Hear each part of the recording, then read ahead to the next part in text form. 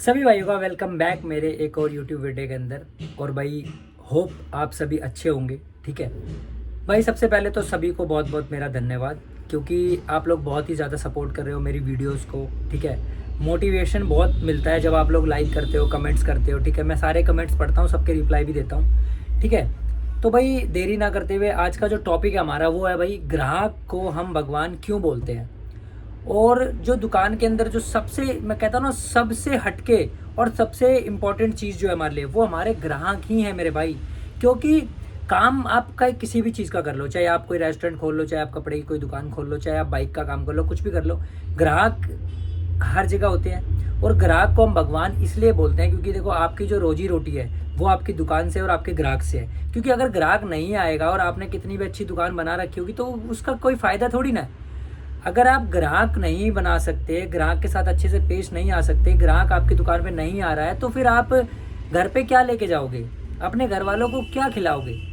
तो मेरे कहने का मतलब ये है कि ग्राहक भगवान होता है, बिल्कुल होता है, और मैं मानता हूँ और सबको मानना भी चाहिए। और हमेशा ये ध्यान रखना कि अपनी दुकान की शुरुआत में जो पहला ग्राहक आए वो आपका बिल्कुल भी खाली नहीं जाना चाहिए। अगर आपको उस सामान के अंदर कुछ नहीं बच रहा हो तो भी कोशिश ये करना कि उसको वो सामान दे देना, और जो भी आपको पैसे हुए खुशी से रख लेना। हो सकता है कि भगवान आपको अगले किसी ग्राहक से वो पैसे आपके पूरे करा दे। ठीक है, इसी तरीके से ग्राहक को देखना चाहिए और ग्राहक को अटेंड करना चाहिए। देखो यार, अपनी सेल अगर आपने करनी सीख ली ना, ग्राहक के साथ अगर अपने बॉन्डिंग बनाना सीख लिया, तो ये समझ लो कि आपने दुकानदारी की जंग जीत ली। आप दुकानदार बन गए हो, आप एक बिजनेसमैन बन गए हो। क्योंकि ग्राहक यार, ये समझ लो, ग्राहक बहुत तेज भी है और ग्राहक बहुत शरीफ भी है। अब आप उसको तेज से अटेंड करते हो या शरीफ की तरह अटेंड करते हो, वो आपके ऊपर है। देखो, कोई भी इंसान इस दुनिया के अंदर, कोई भी इंसान प्यार का भूखा होता है, ये सच्चाई है। अगर आपने दो बातें प्यार से किसी भी ग्राहक के साथ बात कर लिया, दो बातें किसी भी ग्राहक के साथ, अपने कपड़े के या अपने काम की वजह से नहीं, आपने अगर अदर किसी भी टॉपिक के ऊपर अगर अपने ग्राहक से थोड़ी देर आप बात करते हो, वार्तालाप करते हो, और आपका अगर दोनों का जो है बॉन्डिंग अगर वो मैच होती है अच्छे से, तो यकीन मानना वो जो ग्राहक आपको पहली बार आपकी शॉप पे आया ना, वो परमानेंट आपका ग्राहक बन जाएगा। यही सेल की ट्रिक है सबसे बड़ी। ग्राहक से मीठा बोलो, सबसे पहले ग्राहक से मीठा बोलो। मेरा कहना यह है कि भाई, जब भी स्टार्टिंग में आपके पास कोई भी ग्राहक आए तो वो खाली ना जाए। ग्राहकों को कुछ ना कुछ गिफ्ट देना सीखो, छोटे मोटे गिफ्ट देना सीखो। वो आपके उसी, जो आपने जो भी प्रोडक्ट बेचा है अपना, उसी के अंदर से जो मार्जिन निकला है, उसी मार्जिन में से थोड़ा सा प्रॉफिट लेके आप उसको कोई गिफ्ट देना सीखो। कुछ भी हो सकता है वो, आप कुछ एक्स्ट्रा चीज़ें ऐसी ला सकते हो। अगर देखो, ज़्यादा नहीं कहता मैं, अगर आपको कुछ भी समझ में नहीं आ रहा तो आप कोल्ड ड्रिंक, गर्मियों में कोल्ड ड्रिंक की बोतलें आती है 10 रुपये की, 20 रुपये की। ठीक है, आप उनको रख के शॉप पे, जैसे कोई कस्टमर आए उसको पकड़ा दी, सर पहले ये पियो आप एक बार। और जब भी और सर्दियों के समय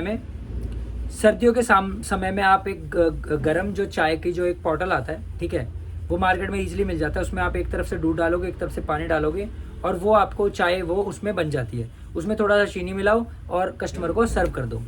तो गर्मियों में आप, मैं ये उन लोगों के लिए बता रहा हूँ कोई जो बड़ा गिफ्ट नहीं दे सकते, ये उन लोगों के लिए है भाई जो ज़्यादा बड़ा काम नहीं करते, छोटा मोटा काम करते हैं, भाई छोटा मोटा गिफ्ट दे सकते हैं।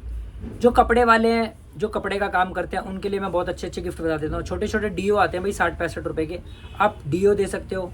ठीक है, आप सॉक्स का पाउच आता है हमारे पास एक बहुत अच्छा, मैं दिखा भी देता हूँ। इस तरीके के सॉक्स के पाउच आते हैं। ठीक है, ये पाउच आप गिफ्ट में दे सकते हो कस्टमर को। ठीक है, कोई वॉलेट दे सकते हो। ठीक है, इस तरीके के वॉलेट आते हैं, सस्ते मंगा के आप सस्ते वॉलेट दे सकते हो। देखो, ग्राहक को हमेशा कभी भी आपको निराश नहीं करना है। ठीक है, ग्राहक को खुश करके भेजो, यकीन मानना वो दोबारा आपके पास जरूर आएगा। और हो सकता हो साथ में 2 जने को और लेके आए। और दुकानदारी इसी तरीके से बढ़ती है। जब मैंने दुकानदारी स्टार्टिंग में स्टार्ट की थी तो मेरे पास कुछ मेरे दोस्त थे जो आते थे, फिर दोस्त के दोस्त आए, फिर दोस्त के फैमिली वाले आए। जैसे दोस्त का कोई चाचा आ गया, कोई मामा, कोई बुआ, ऐसे करके दोस्त के फिर दोस्त के दोस्त आए, दोस्त की फैमिली आई, फिर फैमिली के बगल में जैसे अड़ोस पड़ोस की उनकी आंटियाँ अंकल हो गए, वो आए। ठीक है, फिर मेरे अड़ोस पड़ोस के जो लोग थे वो शॉपिंग करने आए। इसी तरीके से ग्राहक की संख्या धीरे धीरे कंपाउंडिंग की पावर से बढ़ती गई। और ग्राहक जब बहुत सारे हो जाते हैं आपके पास, अगर जैसे मान लो कि आपके पास 100 ग्राहक है और 100 ग्राहक ने अगर आपसे 10-10 रुपये का प्रॉफिट पे कोई सामान खरीदा, तो आपके कितने रुपए हो गए, ये 1000 रुपये हो गए आपके। तो इसी तरीके से कंपाउंडिंग की पावर काम करती है, और कंपाउंडिंग की पावर आपको दिन दोगुना रात चौगुना कब कर देगी आपको पता भी नहीं चलेगा।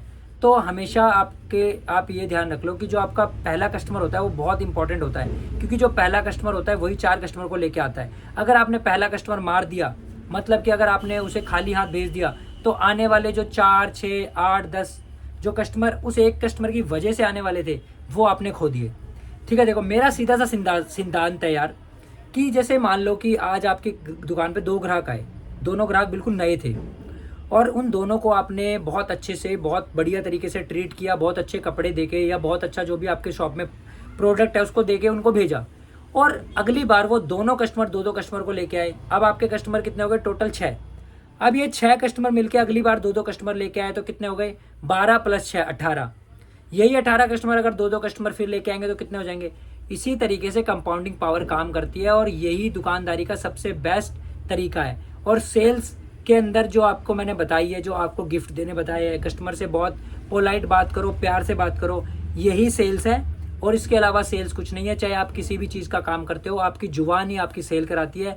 यही आपके लक्ष्मी माता को लाने का एक तरीका है। ठीक है, क्योंकि ग्राहक ही भगवान है। भगवान ग्राहक इसलिए भाई, आपकी पूरे परिवार की रोजी रोटी उसी ग्राहक से चल रही है। तो ग्राहक को कभी भी उल्टा सीधा मत बोलना, उसकी इंसल्ट मत करना। हो सकता हो ग्राहक आपके पास बहुत चिड़चिड़ा, बहुत टेढ़ा मेढ़ा, सब तरीके के ग्राहक आते हैं। सबको अटेंड करना सीखो। हर किसी को अटेंड करने का तरीका अलग अलग होता है। जो थोड़ा गुस्से वाला हो, जो थोड़ा सा इरिटेट करे, उनको आप लोग प्यार से बोल सकते हो, भैया देखो आप लोग कोई बात नहीं, अभी आपको पसंद नहीं आया, मैं आपके लिए अगली बार मंगा के रखूँगा, आप ज़रूर आना, मैं आपके लिए ये प्रोडक्ट जरूर मंगा के रखूँगा। जो थोड़ा सा प्यारा सा कस्टमर हो, अच्छा सा कस्टमर हो, उनको आप प्यारे प्यारे छोटे मोटे गिफ्ट दे सकते हो। क्योंकि जो अच्छे कस्टमर होते हैं वो कभी भी आपसे बार्गेनिंग नहीं करते। तो जो बार्गेनिंग नहीं करता तो आपका हक बनता है कि उनको छोटे मोटे प्रोडक्ट आपको देने चाहिए। तो भाई फ़िलहाल जो भी मेरे चैनल के ऊपर नए हैं वो लोग चैनल को सब्सक्राइब कर लो, क्योंकि मैं इसी तरीके से बहुत सारी वीडियो आप लोगों के लिए आता रहूँगा। और मैंने बहुत सारी वीडियो पहले भी बिजनेस के ऊपर बनाई हुई हैं, जिन्होंने नहीं देखी वो जाके देख लें। ठीक है, और लाइक कमेंट करना ना भूलें भाई। किसी को भी किसी तरीके की कोई परेशानी है तो वो कमेंट करके पूछ सकता है। सारे कमेंट्स के मैं रिप्लाई देता हूँ टाइम टू टाइम। ठीक है, जय हिंद, जय भारत।